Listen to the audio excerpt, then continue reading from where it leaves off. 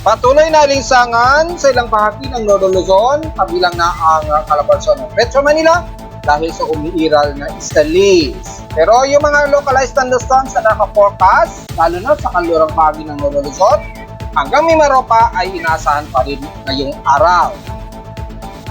Yung buntot ng Intertropical Convergence Lines, pagpapaulan sa katimugang bahagi ng Mindanao, especially ng Davao Region, Sorsogen, Caraga at Zamboanga Peninsula. Pero asahan ng mga ilang kalat-kalat na magulan na may pagkilat at pagtulog ngayong kasalukuyan.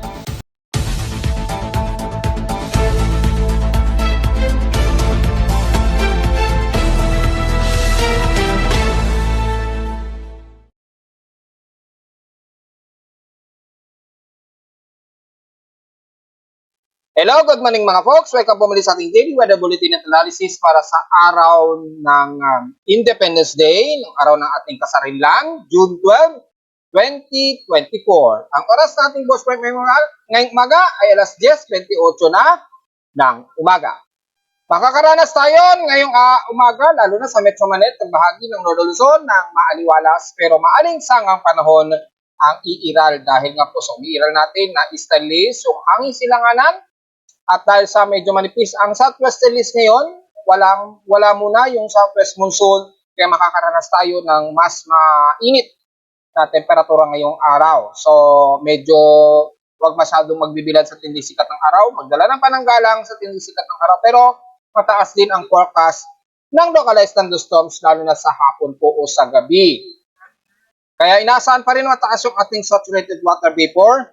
Magiging maalinsangan lamang ang halos paghapon natin dahil nga po sa umiiral na Estalis, lalo na sa silangang bahagi ng Northern Luzon, pababa na yan ang Eastern Visayas area.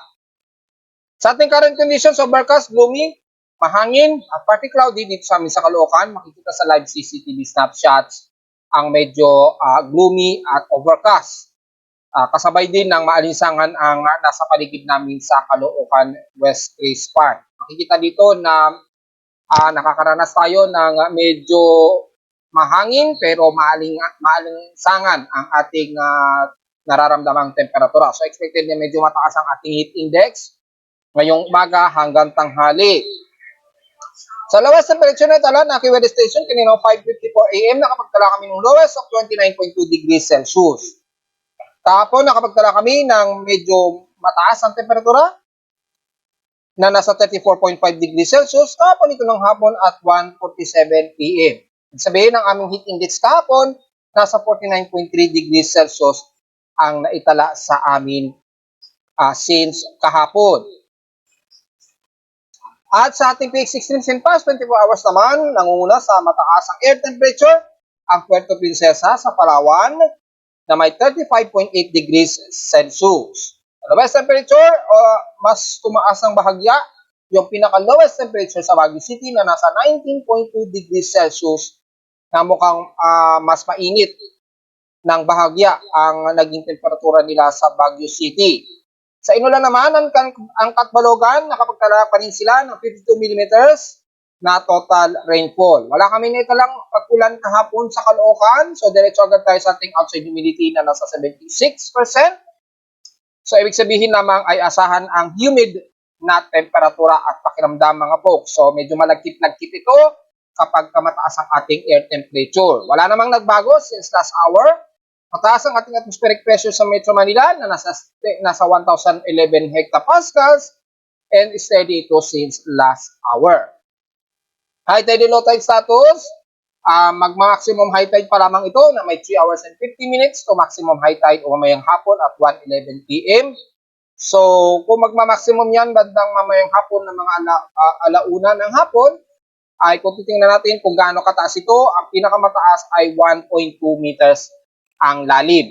So, sa mga mangingisda natin, ngayon, medyo mukhang okay na, acceptable na medyo pwedeng mangisda sa pampang ng Manila Bay. Pero medyo layo-layo muna hanggang sa ito lumalim ng hanggang mahigit sa 1 meter ang lalim. Kasi pag nag-low tide, halos sagad sa zero, so litaw po yung dalampasigan hanggang sa malayo-layo bahagi ng dalampasigan. So malabong makapangisda sa pangpang kapag ka-low tide. dahil kita po yung pinakalupa sa ilalim ng dagat sa Pangpang ng Manila Bay maging sa parte ng Cavite. So take note yan mga folks. Sa ating air quality naman, kasalukuyan nasa index of 78.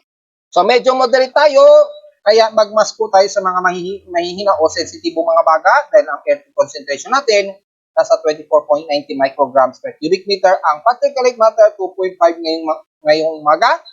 So magmas po tayo kasabay ng mataas na UV index na in 12 minutes magkaka-sunburn po tayo at UVX 9. So UV index 9. So medyo mataas. Grabe po pagka nagbibilad tayo sa tinisikat ng araw. Araw po ngayong umaga. Sa almanac, sumikat ng haring araw kaninang 5:26 AM at inasang lulubog ito mamayang 6:25 PM. At ang ating waxing crescent at 29% illuminated na po ng sinag ng buwan. Kasisikat lamang ito at moon elevation 1 degree. So, ngayon pa lamang ito nag-moonrise at 10:26 AM at inasang lulubog ito mamayang gabi na at 11:16 PM. At sa ating local weather outlook para ngayong Miyerkules hanggang Huwebes ay magiging partly cloudy ang ating maghapon. Pero sa umaga, maaraw at medyo maalisangan ha. Pero kadalasan sa hapon ay kapag bumababa ng bahagya ang temperatura, asahan ang mga localized thunderstorms at may chance na pag-ulan na nasa 90%. So medyo mataas.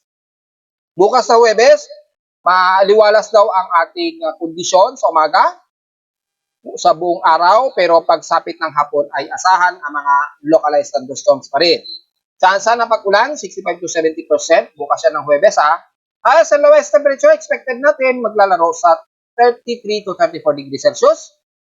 And lowest temperature expected maglalaro sa 27 to 28 degrees Celsius. So, diretso agad tayo sa ating ulat ng lagay ng panahon gamit ang ating high definition satellite imagery. Makikita po ang medyo klaro at maalinsangan ang umiiral din sa bahagi nga po ng Northern Luzon, kabilang na ang Central Luzon, pababa ng Metro Manila. Ilang partly cloudy lamang ang medyo iiral dito. Medyo tahimik ang monsoon wind flow dito sa may timog kanluran ng ating bansa. So, medyo maalinsangan muna ang mararamdaman natin. So, halos nagmo-monsoon break yung daloy ng southwest monsoon dito. So dahil medyo nagkaroon ng monsoon break, asahan ang maalinsangan muna na mararamdaman ng hilagang parte ng Luzon. Damay na ang Central Luzon kasama na ang Metro Manila. Hindi na natin isa-isahin yan. At bahagi ng Bicol Region at Southern Luzon area. Sa bahagi naman ng Mimaropa area, maalinsangan muli sa parte ng buong Mindoro area. Pero magiging maulap at may mga inaasang kalat-kalat na pag-ulan naman sa parte naman ng mula din sa may bandang Coron, pababa ng Puerto Princesa hanggang Balabac na po yan. Bagamat isolated ang asang pag-ulan dyan sa may Palawan, ay medyo mataas po ang magiging temperatura ninyo dyan. Kung titingnan natin sa contour map, makikita natin ay mataas ang temperatura sa buong bahagi ng Northern Luzon, pababa ng Southern Luzon at Mimaropa area. Mataas pa rin ang temperatura lalo na ng mga taga-Dayat, Camarines Norte. So, wag pong masyadong magbibilad sa tindig sikat ng araw dahil mas mataas po, above 34 degrees Celsius ang temperatura nyo ngayon dyan kasalukuyan. Yan, mula dyan sa Paracale, Binson, San Vicente, pagbaba ng Lupi at Mandao. So, Dayat, Camarines Norte po yan. And the rest ng bahagi ng Luzon, nasa around 30 to 33 degrees Celsius pa lamang. Pero expected, mas tataas yan. Ganon din sa Central Luzon, pababa ng Metro Manila area. Gagamitin naman natin ang ating Himawari 8 satellite imagery. Halos klaro po ang himpapawid sa buong bahagi ng Luzon hanggang Southern Luzon at Bicol Region. So asahan ang hanggang mataas na temperatura at alinsangan dahil sa umiiral nga po na easterlies na magpapaalinsangan po mula dito sa silang parte ng Northern Luzon hanggang Southern Luzon at Bicol Region area na madadarmay naman ang Central Luzon kasama ng Metro Manila at Calabarzon area. Sa Visayas naman mula sa kanlurang bahagi, sentro at eastern Visayas, magiging partly cloudy ang magiging himpapawid dyan, pero mga isolated lamang na mga ilang lightning showers ang medyo iiral. Dahil wala tayong nakikitaan sa ngayon na heavy rain potential ayon sa ating infrared heavy rain potential sa buong bahagi ng Luzon hanggang Visayas.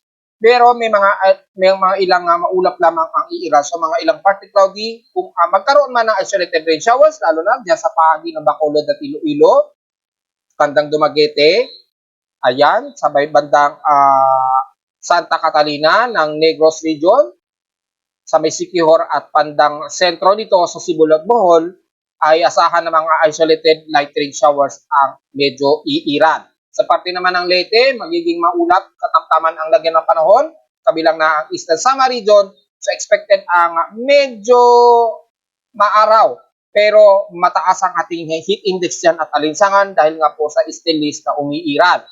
Pababa na yan ng parte ng Surigao del Norte sa Mindanao, Northern Mindanao, medyo mas magiging gloomy po ang parte ng Mindanao, overcast din, kasabay ng maulap na himpapawirin sa buong Davao Region, lalo na din sa may bandang Davao del Sur, yan, General Santos, pababa na yan ng Sarangani, asahan ang mga moderate and heavy rain showers po ang iiral dyan, at asahan unti-unti madadamay na ang bandang Davao Oriental at Davao del Norte. Damay na rin ang parte ng Compostela Valley, so medyo maghanda na pananggalang sa magiging biglaang buhos ng ulan nitong maghapon ha. Bagamat sa ngayon ay medyo partly cloudy at medyo sumisingit pa rin ang tinding sikat ng araw, pero maya-maya magiging over-gloomy na kayo dyan dahil sa unti-unti lumalapit na intertropical convergence zone extension na ito sa may bandang Davao Region, sa katibugang parte ng Davao Region na magdudulot nga po ng cluster ng mga pag-ulan na may moderate and heavy rain showers na magsisimula sa bahagi ng Davao Region at katibugang parte ng Sorsogen. Sa parte ng Maguindanao, medyo partly cloudy kayo dyan at medyo maaraw. So medyo mataas ang temperatura ninyo dyan. Pero maya-maya, asahan ang isolated rain showers at localized thunderstorms. Kabilang na ang buong Zamboanga Peninsula, lalo na sa Zamboanga City, Basilan at Ulusulu. Expected ang mga moderate and heavy rain showers po dyan. Ingat po sa biglang flash floods at iwasan ang posibleng magkaroon ng biglaang pagguho ng lupa. Naging alista po tayo mga folks. At dito naman sa silangan ng Visayas, ng Mindanao rather, ay ang buong bahagi ng agusan ng Surigao del Norte hanggang Surigao del Sur na po yan ay magiging partly cloudy to mostly cloudy at magiging magkakaroon din ng mga isolated rain showers mula Bislig pababa na ng Katiil at Compostela Valley all the way hanggang Goberno Iloroso, magiging partly cloudy to mostly cloudy at unti-unting magkakaroon ng mga light to moderate and some heavy rain showers po. So medyo maghanda pa rin tayo ng mga kaukulang pananggalang sa ulan. Bukod sa panandaliang medyo maaraw muna, then maya-maya magiging gloomy po tayo dyan. Kabilang na ang northern part ng Mindanao area.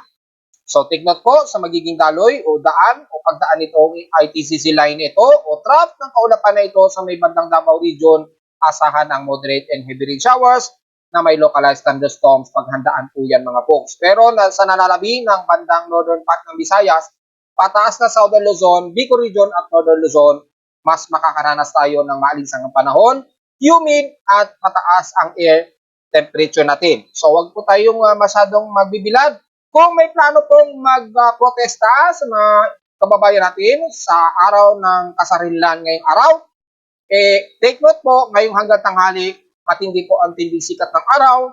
So sa mga planong magkilos protesta, magdala po ng maraming tubig at huwag masyadong magbilad ng matagal dahil mahapdi po sa balat ang UV index na nabanggit ko nga po kanina, in 12 minutes magkaka-sunburn po kayo. So take note yan mga folks at hindi tayo nagkulang sa ating mga paalala, lalo na kapag sa hapon nagkaroon ng mga localized thunderstorms. Dahil may nakabalitaan na naman na kung di ako nagkakamali, correct me if I'm wrong, nagkaroon daw ng 8 katao ang nasawi ng tamaan ng kidlat. Hindi ko nakalimutan ko na po kung saan pinpoint yun, pero lumabas yan sa balita kahapon na nagkaroon ng thunder strikes at mayroon nga pong nasawing 8 katao daw. So hindi po tayo nagkamali. Maaaring di sa may bandang Gian Eastern Samar yun kung di ako nagkakamali. So correct me if I'm wrong na lamang. Diyan sa may bandang Eastern Samar, sa may bandang Gian daw, may 8 katao ang nasawi kahapon. Lumabas kasi yun sa balita.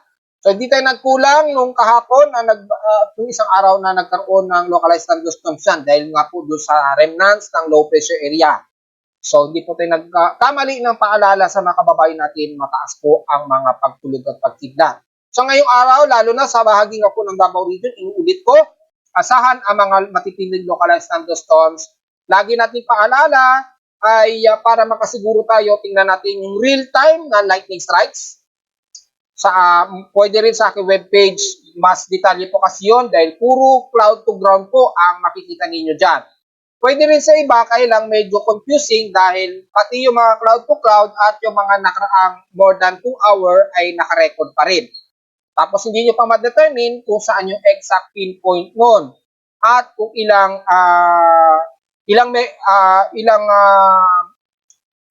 voltahe ang nag-i-strike sa area na yon. Sa aking webpage, makikita niyo po yung pinaka-range at yung pinaka-expected na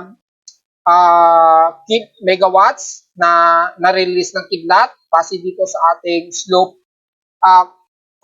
correlation. Yan. Makikita niyo dyan using microseconds. Pag minotify niyo yan, ay makukonvert niyo sa pataas na voltahe. Kung ilang megawatts yung power na nare-release ng kidlat. Nalalaman po yan dito sa aking monitoring. At real time po ito. So, para sa gusto malaman yung pinaka-real time, pwede nyo gamitin ang aking website. Pwede naman sa iba, pero medyo confusing nga lang dahil hindi natin malaman kung alin doon yung mga mula cloud hanggang ground yung lightning strike. So, para makasiguro, pwede sa aking website para mas sigurado kayo kung alin yung active lightning strikes within 2 hours po. Diretso agad tayo sa ating ginagamit na Tropical Cyclone Assessment Monitoring since wala naman tayong namataang bagyo ngayon at dissolved na po yung C95W na low pressure area. Ay expected natin ay by range o extended forecast hanggang June 18, 2024 ay expected na may mga patuloy pa rin mga ilang shallow circulation tayong namamataan along with intertropical convergence line sa silangan ng Mindanao sa labas ng ating Philippine Area of Responsibility. So, mas madalas na kayo makakaranas dyan ng mga trough clouds na magdudulot ng mga ilang moderate and heavy rain shower sa teknot yan sa mga kababayan natin sa bandang Mindanao. At habang umiiral yan, expected anytime moment magkakaroon ng mga ilang shallow circulation at anytime posible ang mga biglang pamumuo ng low pressure area. Sa ngayon ay medyo slight na mga anomaly na nakikita natin gamit ang ating West Pacific Basin, yung formation probability in real time, yan, nasa 10%. So may silangan na naman ito ng Mindanao along border ng ating Philippine Area of Responsibility. Pababa pa naman yan, pero expected medyo traffic at nagdudulot ngayon ng malakasang pag-ulan sa area na yan, na lumalapit na naman sa Eastern Mindanao o dito sa may bandang Southern Mindanao area sa may Davao Region. So, banman na natin at sa ngayon, wala tayong inaasahan nga po hanggang 3 to 5 days na anumang pamumuo ng sama ng panahon. Magbabasahin nga natin ang Global Spectral Model. Medyo shallow lamang na sirkulasyon ang nakikita dito. At kung pagbasahin naman natin, yung mean sea level pressure ay naglalaro sa 1,012 hanggang 1,008 hectopascals pa rin. So, malinaw po yung continuous ng flow ng intertropical convergence zone line dyan. Anytime may mabubuong low pressure area dyan. Sa ngayon, wala pa naman tayong nakikitaan. Pagbabasin natin ang wind shear kung favorable, well, kung makikita natin ay very favorable po ang silangan ng Mindanao sa loob at labas ng ating Philippine Area of Responsibility. So, dyan pa lang, makikita na natin yung medyo may chance anytime na may pamumuong mga shallow trough o shallow low pressure area. Bagamat kung ang ating pagbabasin ng convergence, yung chance ng pamumuo ng low pressure area ay napakababa at halos insignificant. So, wala tayong magiging problema. Sa ngayon, bantayin na lamang natin yung intertropical convergence line na magpapaulan sa bahagi ng Mindanao area.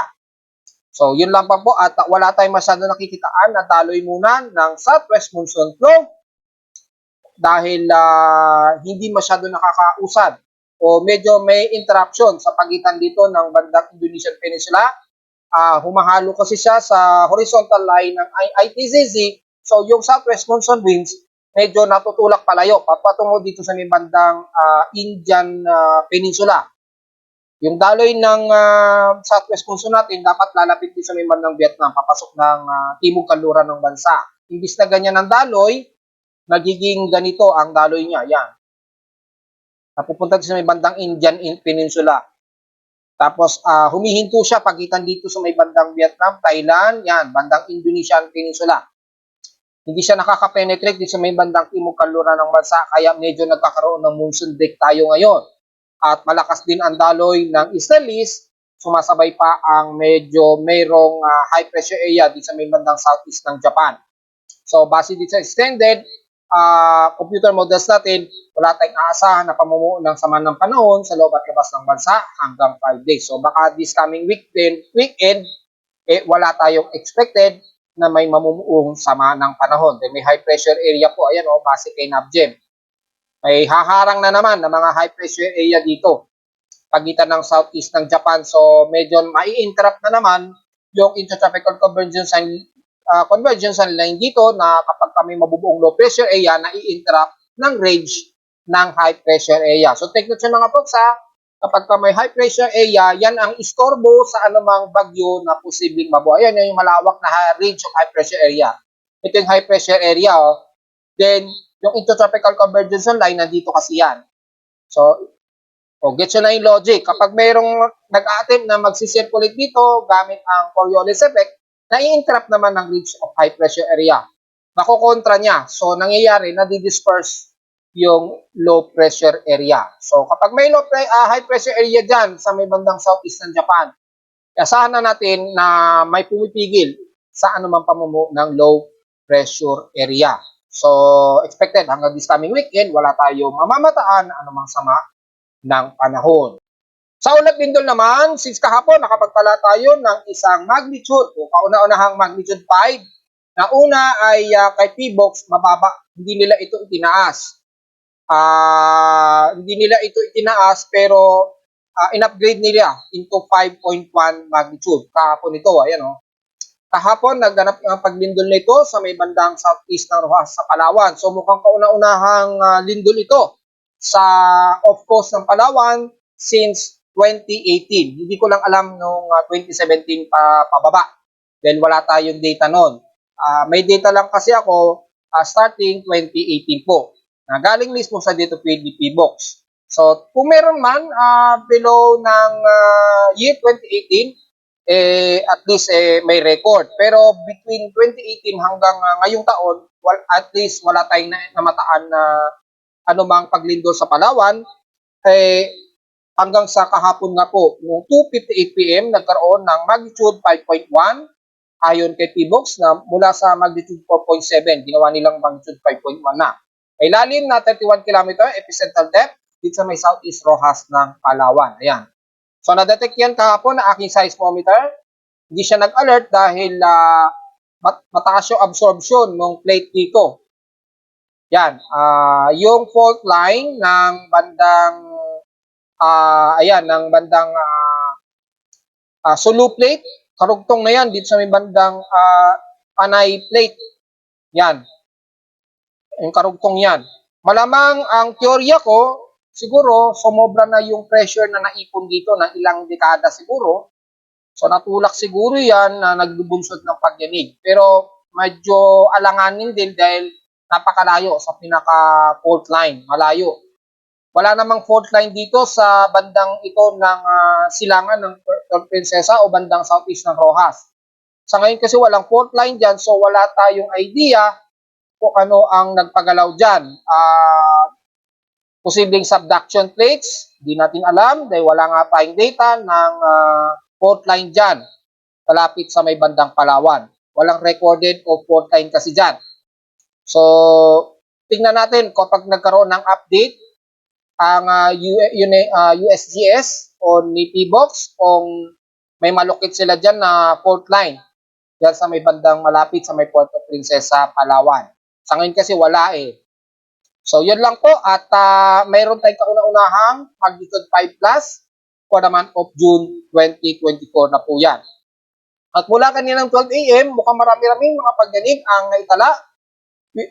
May magnitude 4.0 pataas tayo. Mula din sa may bandang Sarangani. Yan, dyan na naman sa may bandang Balut Island. Magnitude 4.1 ito. Dito naman sa may bandang Ilocos Norte. Kanina madaling araw, 2:59 AM, magnitude 4.3 po ito. Sa may bandang northwest naman ng Corimao, Ilocos Norte. At ang isa ay dito naman sa may bandang southeast ng Donsol, Sorsogon.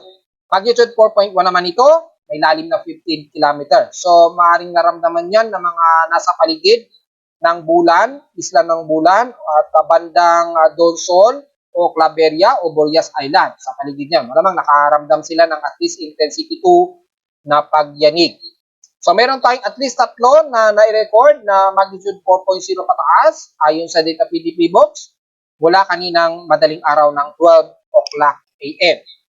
At medyo marami-rami na rin kagad yung mga pagyanig since nagkaroon nga po ng magnitude 5.1 ayon kay PBox at magnitude 5.2 naman ayon sa aking measurement sa aking seismometer. Ayan o, nag-upload na ako kahapon nung latest update ng pagyanig sa may bandang Palawan. So mukhang first time yan ng mga taga Palawan. At kung titingnan natin sa historical earthquakes, kung nakakailang total earthquakes na tayo for the month of June, since meron tayong kauna-unahang magnitude 5 plus, ayan, makikita ninyo, isa pa lamang ang ating magnitude 5 plus kahapon. Yan, sa may bandang Palawan. At mukhang first time na mga taga-Palawenyo na nagkaroon ng pagyanig na naman dyan since 2018. Ang total earthquakes natin ngayon so far, nasa total of 453. 450 dito ay magnitude 2.0 pataas. 12 dito is magnitude 4.0 pataas at meron tayong isang magnitude 5.0 pataas which is ito nga po first time sa may Southeast Rojas ng Palawan kahapon. So yun pa lamang at wala pa naman tayong naitala na magnitude 6 na pataas. Meron lamang tayong sa ngayon na isang magnitude 5.0 pataas. So total natin ngayon ay 463 na po ang total earthquakes natin. Mukhang mas marami-rami ang magiging paglindol ngayong month of June. Sa lagay naman ng Angat Dam, itong ating dam levels and historical data, mabot na po sa negative 5 meters. Yung very critical na po. So mukhang papasok na sa pinaka water crisis ang Angat Dam. Then nasa negative 5 na po yung metro na kakulangan nito sa pinaka critical level. So sobrang sagad na siya. Hindi naging sapat yung mga nakaraang pag-ulan para makarecover.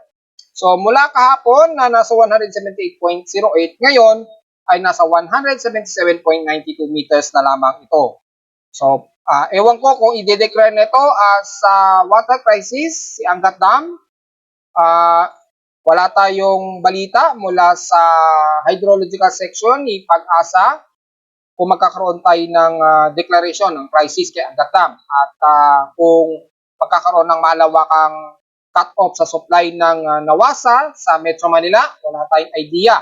Pag titingnan natin sa graph, ay patuloy pa rin ang pagdaos-dos nitong si Angat Dam. Ayan o. So patuloy pa rin. So nasa very crisis pa rin level ni Angat Dam. Hindi gaya ni Magat Dam ay patuloy pa rin ang pag-recover o pagtaas ni Magat Dam. Buti pa ito. So nasa cold green siya at patuloy pa rin ang pag-recovery niya. So wala tayong problema kay Magat Dam. Kay Angat Dam lang talaga. Which is very crucial na nagsusupply sa Metro Manila. So patuloy pa rin po ang pagbaba niya. Antay na lamang natin kung ano magiging anunsyo ng Hydrological Center natin kung magkakaroon ng crisis kay Angat Dam na magbubunsod nga po ng pag-cut off ng supply ng tubig sa iba't ibang bahagi ng Metro Manila. So wala po tayong update. Antay na lamang po tayo kung ano magiging report mula kay Pag-asa at sa hydrological section.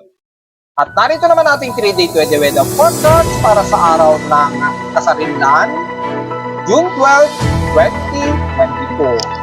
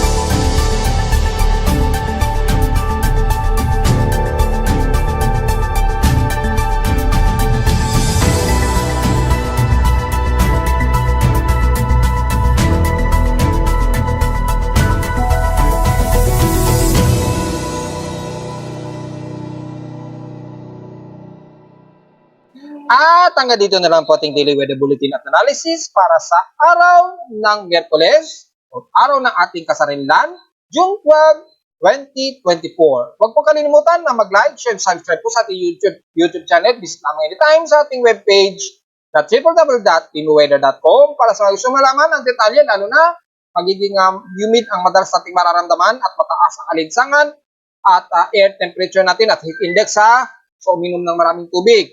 At visit naman din sa aking website sa mga gustong malaman ang real-time events o dynamic events mula sa aking weather station mismo sa Caloocan para sa mga real-time na gustong malaman yung exact recordings. At visit din sa mga para sa mga data feeds mula sa Iba't Weather Agencies. Maraming salamat po mga folks at Happy Independence Day po sa ating lahat.